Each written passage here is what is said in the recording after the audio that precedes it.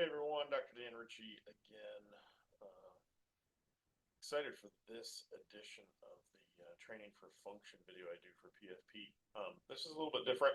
I'm just going to talk to you about two fitness assessments, and they're specifically really balance assessments. Um, and then in much greater detail, I'll be going through those and all the exercises you need to be doing to impact these. So the two assessments are the 8 foot up and go, which probably one of my favorites for a long time. It's super simple. I did it on my mother-in-law and father-in-law today. Um, the beauty of it is that you only need a 10-foot space. So the person's sitting in a chair. From the front of the chair, you measure 8 feet. So you measure out 8 feet, and then we'll pretend this is your cone, right? So I got an orange cup here. So you measure out 8 feet, put the cone behind the 8 foot. It's not 8 feet plus the cone, it's just 8 feet. They got to go around the cone, come back and sit down. So it's really assessing dynamic balance, right? Because I got to get up, I got to move. It's not running, there's no jumping, no sprinting, no running. It's get up fast, go around the cone, come back, sit down fast. Now, they've researched this on like 1,000 older adults, so the norms are really, really useful. 8.5 seconds or slower has been shown to be highly associated and predictive of fallers. In fact, at an 82% rate, it predicts someone who is a faller. Now, can you predict it higher? Yeah, the slower they go, right? Like 10 seconds, 11 seconds, 12 seconds, we can almost 100% predict someone's a faller. In fact, my father-in-law today did it in 17 seconds. And I know he's a faller. He's fallen recently. He's fallen repeatedly in the last year. He's 100% risk for falling. In fact, he almost fell in the gym today. So um, we know if you see someone do it at 17 seconds, you know just by watching like this person could fall pretty much at any time. My mother-in-law, however, did it in 4.7 seconds. She was moving fast. She was really moving quite well. Got up quick, got around the cone quick, got back down quick. Um, so it's a really simple assessment. In fact, I just taught you everything you need to know. 8 foot up and go. You need a chair, ideally placed against a wall, because you don't want the chair to fall over. It's the finish line. You don't want them crashing into the chair. Chair should be placed against a wall or a column, a pillar, something that's going to make sure the chair's not moving. They get up however they need to, right? They can use their hands, right? The only rule is they got to have both butt cheeks in the chair, right? So they get up fast. They can use their hands to get up. They can have their hands up, whatever allows them to get up the fastest.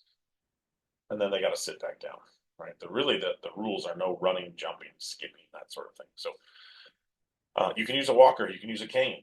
I've seen people with walkers do this thing in 6 seconds flat. They can move really, really fast with their walker, right? So don't take their walker away from them, right? So 8 foot up and go.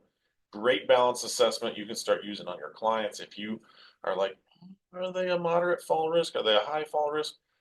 You have a number, and then of course we want to improve that, right? So the other one is the 5 times chair stand. Now we have the 30-second chair stand test, but the 5 times chair stand test is quick, easy, simple. Again, place a chair against the wall. This one, their hands are part of the test, right? Their arms have to be crossed. Essentially, we're taking the arms away, right? So fingertips typically up on your shoulders or upper arms, taking the arms away. Can you get up 5 times in 14 seconds or less? That's really what we're looking for. How long does it take you to do 5 reps of getting up, sitting down, getting up, sitting down? 5 reps. Can you do it in 14 seconds or less? If you're slower than that, that's associated with fall risk. It's also associated with other issues of functional independence, right? And of course, my father-in-law couldn't do any, right? He scored a 0. He could not do 1 rep. Certainly was not going to do 5 in 14 seconds if he couldn't even do 1. So we know he's got a functional, deficiency. We got to work on that. Mother-in-law, no problem. Cranked out well 5 in well under 14 seconds, about 9 seconds, I think.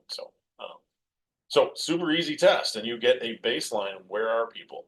And if they can't do 5 chair stands in 14 seconds or less, it's an issue. In fact, 8 or 10 chair stands in 30 seconds, that full 30-second test puts people in the bottom 20 percentile. So if they can't do 5 in 14 seconds or less, we know they got an issue. So 2 simple tests. You can start doing those.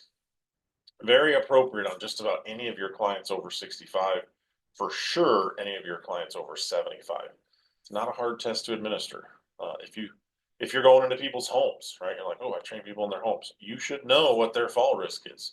You should have a pretty good idea what their baseline is for lower body strength and for functional balance. So I hope you check out the full 2-hour course I'm doing with PFP coming up. You get 2 CEUs for just 25 bucks. I mean, it's a great deal. We're going to talk more about functional balance training, the cognitive piece of it as well. So I hope you check that out.